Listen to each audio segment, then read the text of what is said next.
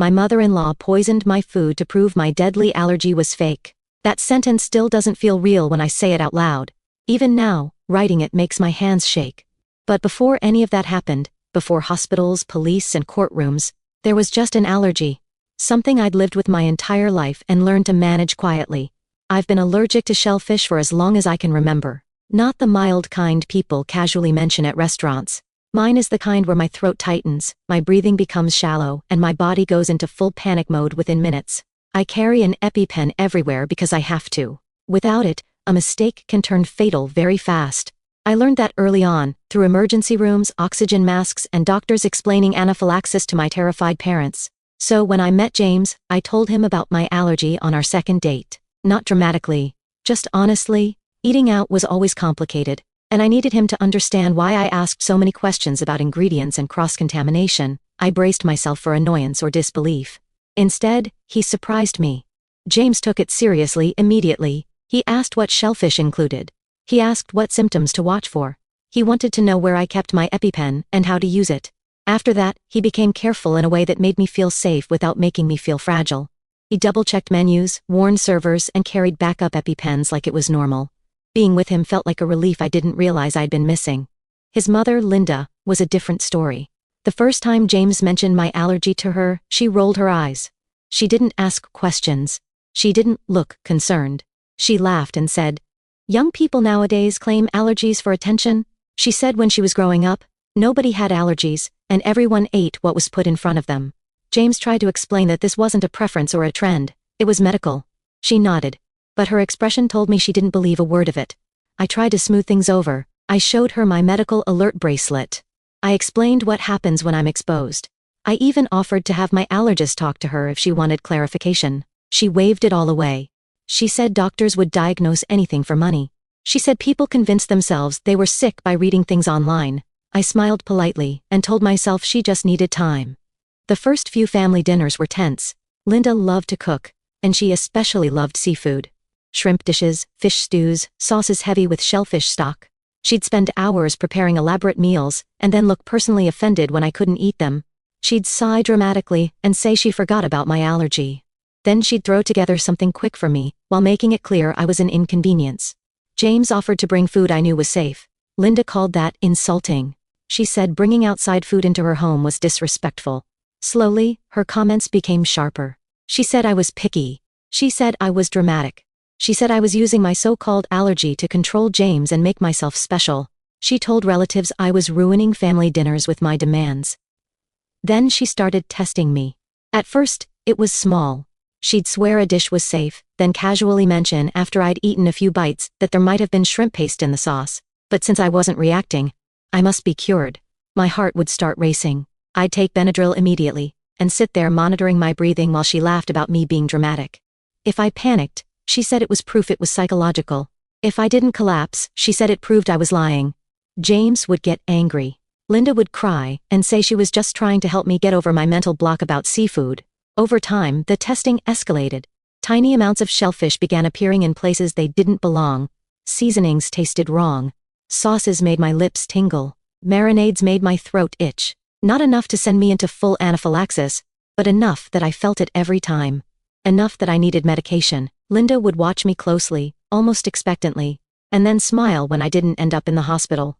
She said if I really had a deadly allergy, I'd already be dead. She didn't understand, or didn't care, that allergies have thresholds.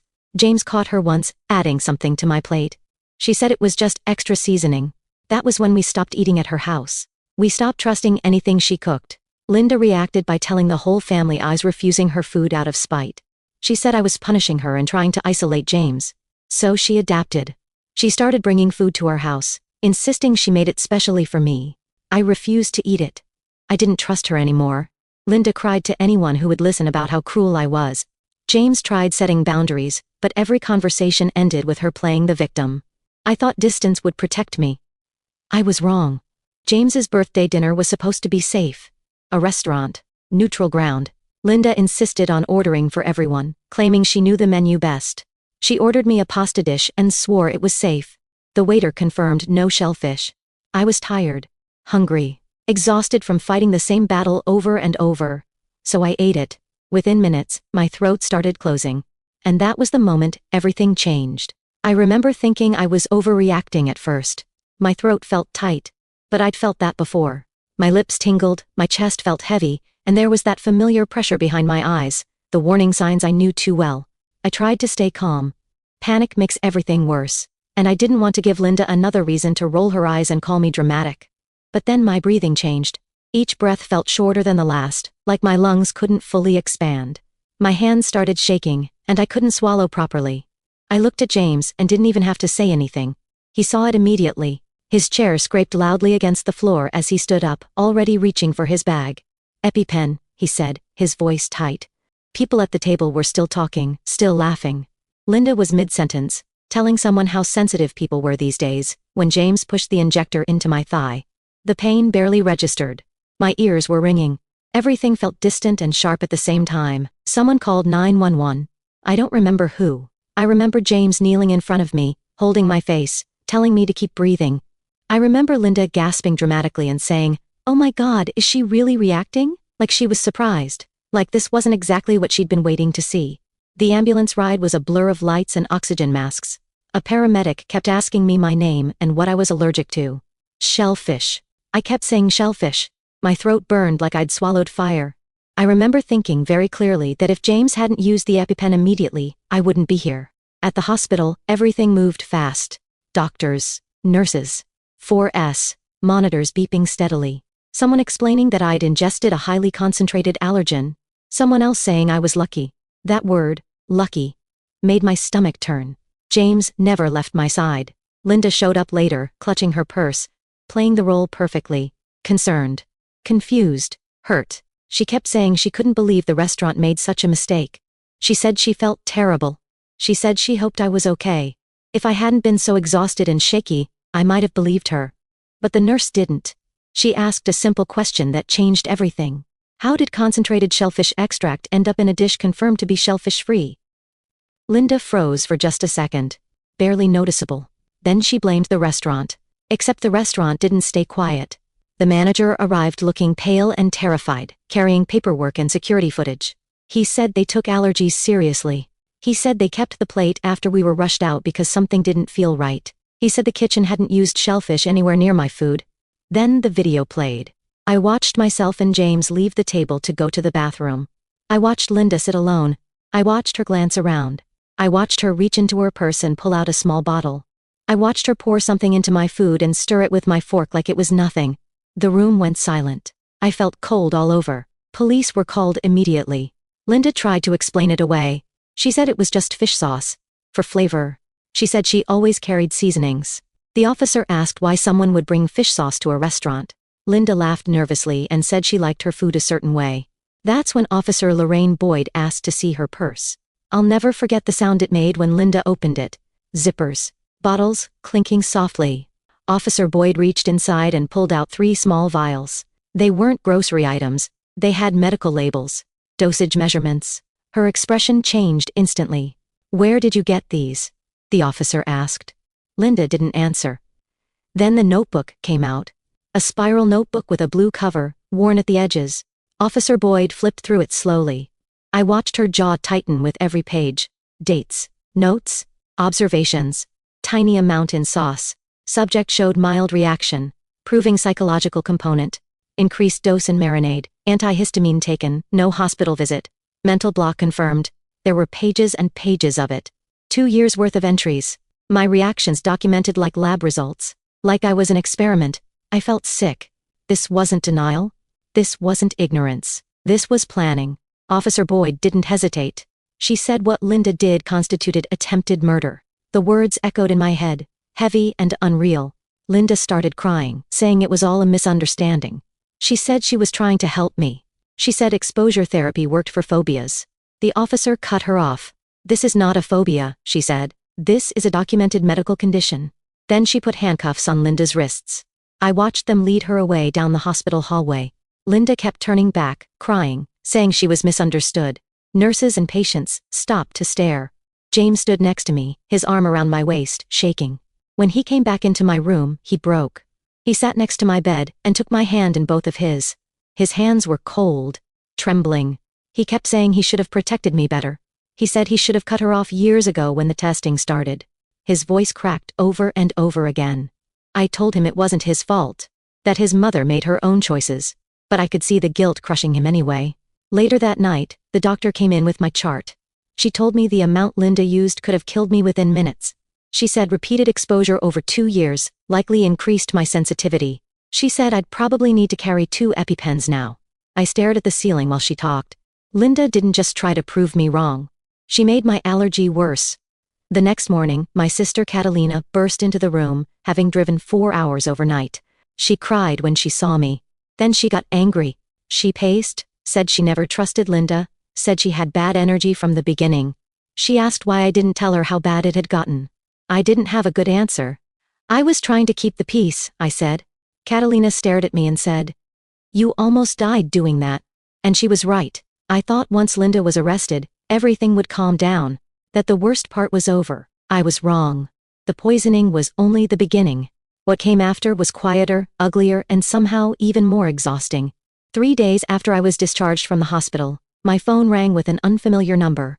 The man on the other end introduced himself as Blake McCarthy, the district attorney assigned to Linda's case. His voice was calm, professional, almost gentle, like he already knew this conversation would be hard. He said he wanted to meet with James and me to discuss the charges and explain what would happen next. We drove downtown together in silence. Blake's office was neat and sterile, all glass and neutral colors. He laid everything out on the conference table like evidence in a documentary. Photos of the bottles, screenshots from the restaurant footage, copies of the notebook. Seeing it all together made my stomach twist. This wasn't just something that happened to me anymore. It was a criminal case. Blake explained that they were filing charges of attempted murder and assault with a deadly weapon. He said the notebook showed long-term planning, not a moment of confusion. The pharmaceutical-grade shellfish extract showed intent. He said cases like this were rare, but this one was strong. James asked the question I didn't want to think about. How long could she go to prison? Blake said 15 to 20 years, depending on the judge. I didn't feel relieved. I felt tired. Bone-deep tired. I didn't want revenge. I didn't want justice speeches. I just wanted to eat without fear. A week later, James's father called. Kenji asked if we could meet him at a coffee shop near our apartment. When we arrived, he already looked broken. His shoulders were slumped. His hands shook when he stirred his coffee.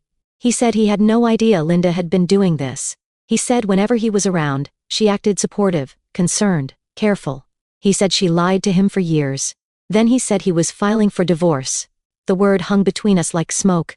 He said he couldn't stay married to someone who tried to kill his daughter-in-law. He said he wanted to testify against her. James's face collapsed. I could see the grief hitting him all at once, losing his mother, losing the version of his family he thought he had. Kenji apologized over and over. He said he should have paid more attention. He said he trusted Linda when he shouldn't have. There was nothing I could say to make it better. 2 days later, Linda's sister called me. She didn't ask how I was doing. She didn't ask if I was okay. She screamed at me for tearing the family apart. She said Linda would never hurt anyone. She said I must have exaggerated. She called me dramatic for making such a big deal over a little seafood. I tried to explain. About the extract. About the notebook. She talked over me. She said family forgives each other. She said I was vindictive for pressing charges. She said prison would kill Linda. She said this was my fault. I hung up shaking. That's when it hit me. There would always be people who believed Linda, no matter how much evidence existed. Truth didn't matter to them. Blood mattered more.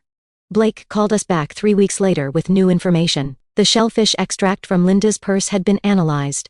He explained it wasn't something you could buy casually. It was medical grade. Expensive. Ordered from specialty suppliers. Linda had signed forms acknowledging what it was. She hadn't just snapped. She planned this, knowing that somehow made it worse. I stopped trusting food entirely. I'd make myself lunch and stare at it for 20 minutes. My heart would race. My hands would shake. I lost weight because eating felt dangerous. James tried to help, but even food he prepared scared me. My doctor recommended a trauma therapist. That's how I met Summer Castillo. She explained that my fear made sense. My brain was trying to protect me after being poisoned. She taught me breathing techniques. She gave me small assignments, one meal prepared by James each week. Slowly, carefully. She told me healing didn't mean forgetting what happened. Meanwhile, James started calling relatives. One cousin remembered getting hives after eating Linda's special sauce. An uncle remembered his girlfriend ending up in the ER after Thanksgiving dessert. Story after story surfaced. Different allergies. Same pattern. Linda had been doing this for years. I wasn't special. I was just the one who finally survived with proof. The preliminary hearing was 6 weeks later. The courtroom smelled like old paper and cleaner. Linda sat at the defense table in a nice blue dress, looking harmless. Her lawyer smiled like we were old friends. He tried to paint her as confused, misunderstood, well-meaning. Blake played the video. The judge watched Linda poison my food. Watched her look around to make sure no one was watching. Watched her stir it in. The judge ordered her held without bail. James and I started couples therapy shortly after. At first, every session turned into James blaming himself. Summer stopped us and said something important. We were both victims, but in different ways. His guilt couldn't become my burden. It took time, but we learned how to support each other without drowning. Blake later told us about the psychological evaluation. Linda had narcissistic personality disorder. She genuinely believed she was right. She would never accept responsibility. She would always see herself as the victim. That knowledge didn't bring peace. It brought clarity. This wasn't a mistake. This was who she was. The trial started on a Monday morning in October. I remember that detail because the sky was gray and low, the kind of day that already feels heavy before anything bad happens. The courthouse smelled like old paper and disinfectant. Everything echoed. Footsteps, doors closing, whispers. It felt unreal that this was my life now. Linda sat at the defense table wearing a soft blue dress, her hair neatly styled. If you didn't know what she'd done, she looked like someone's gentle grandmother. She didn't look at me when I walked in. Not once. That almost hurt more than if she had. The jury sat along one wall, ordinary people who had no idea how much power they held over my future. Blake gave his opening statement calmly, laying out the facts without emotion. He talked about planning, about intent, about how severe allergies aren't preferences or fears, they're medical conditions that kill people. Linda's lawyer went next. He talked about confusion, about age, about misunderstanding modern medicine. He said Linda believed she was helping. I felt my hands clench in my lap. Helping doesn't look like hiding bottles and taking notes. Witnesses came one after another. My allergist testified first. He explained my medical history going back to childhood. Hospitalizations, EpiPen use, blood pressure drops, oxygen deprivation. He said my allergy was real, documented, and severe. He said repeated exposure could worsen it, not cure it. Then the restaurant manager testified. He described their allergy protocols. He explained why they kept the plate. Then the video played again. Watching it in a courtroom was different. Bigger screen. Slower. More deliberate. Linda looking around. Linda pouring the liquid. Linda stirring my food. I heard someone on the jury gasp. The forensic specialist testified next. He explained the shellfish extract. Medical grade. Expensive. Not something you accidentally carry around. He explained dosage and concentration. He said it could easily kill someone with my allergy. Then Blake called the other victims.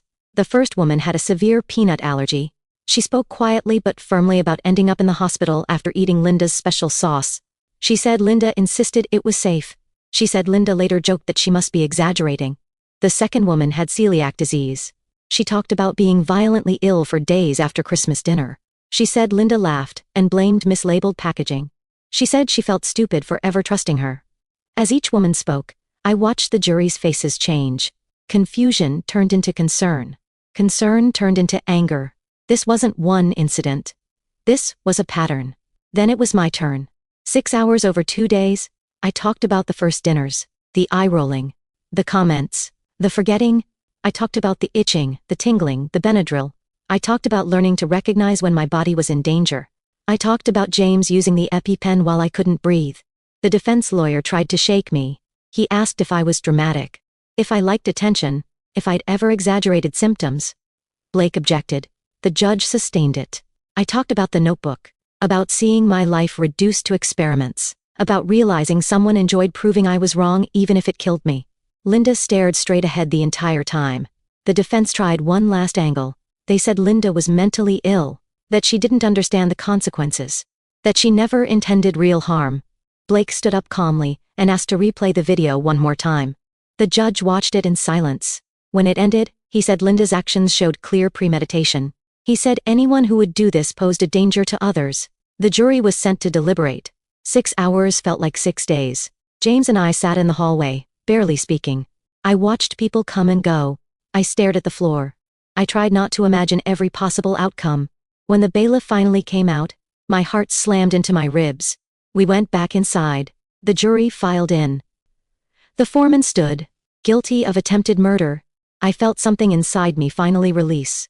Like a knot I'd been carrying for years loosened all at once.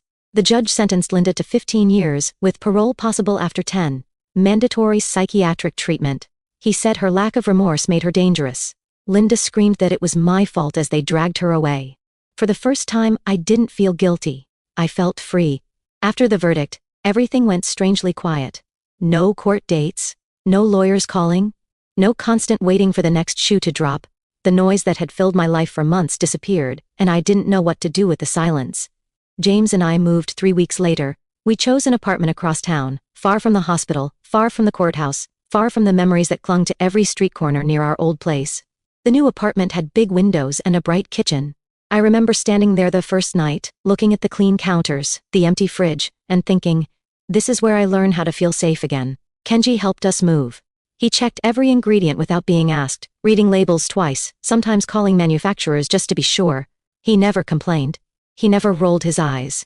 Watching him do that made me realize how abnormal Linda's behavior had been all along. The family split after the sentencing.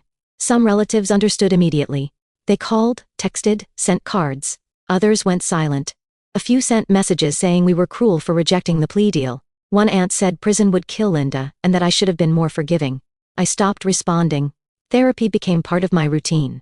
Summer helped me understand that trauma doesn't disappear just because danger is gone. My brain still remembered what it felt like to choke, to panic, to wonder if the next bite would be the last. She reminded me that healing wasn't about rushing back to normal. It was about rebuilding trust, slowly. We made rules. I cooked most of my meals at first. When James cooked, he did it with me standing beside him, watching every step. Then I sat in the other room while he cooked. Then I ate without checking every ingredient myself. Progress was slow, but it was real.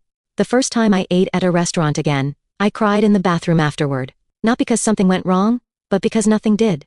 James and I fought sometimes, not about Linda, but about everything else. Laundry, schedules, stress.